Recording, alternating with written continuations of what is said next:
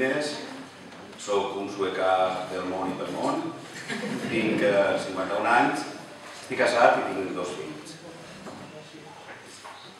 Soc diplomat en Educació Social i soc funcionari de l'Ajuntament de Sueca, des de fa ja 2 anys. La meva feina transcorre i el meu dia a dia en el Centre Ocupacional de Sueca, on treballo amb persones amb discapacitat intel·lectual. I també en la meva intensa vida familiar i fent algunes de les aficions que m'agraden molt gaudir. Encara que no parega... Hola. Encara que no parega, practic esport.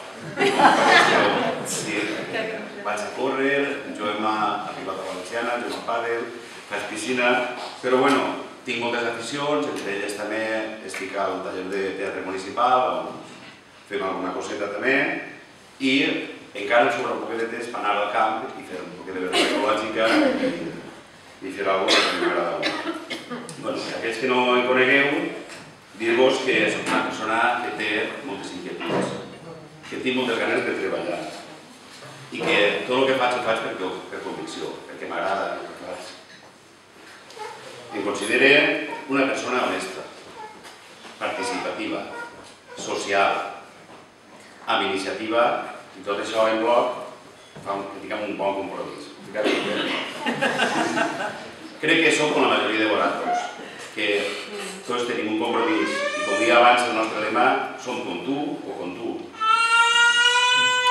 Ara, parlant de la part política, des de fa algun temps formo part de l'executiva local d'este poble, una executiva amb moltes ganes de treballar. També som membre del Consell General de Compromís. Per primera vegada presente a unes llistes.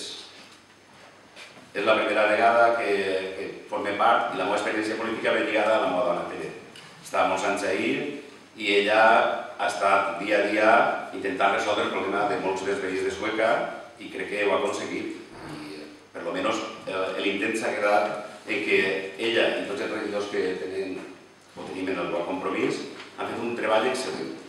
A mi m'agradaria proseguir aquest treball i per això crec que el que puc aportar jo als funcionaris que conec l'Ajuntament des de dins també. Tinc una visió també política per la part de Tere i jo crec que això pot ajudar també a formar part d'esta llista. Com digueu, nosaltres volem des de Compromís fer una política o més transparent possible.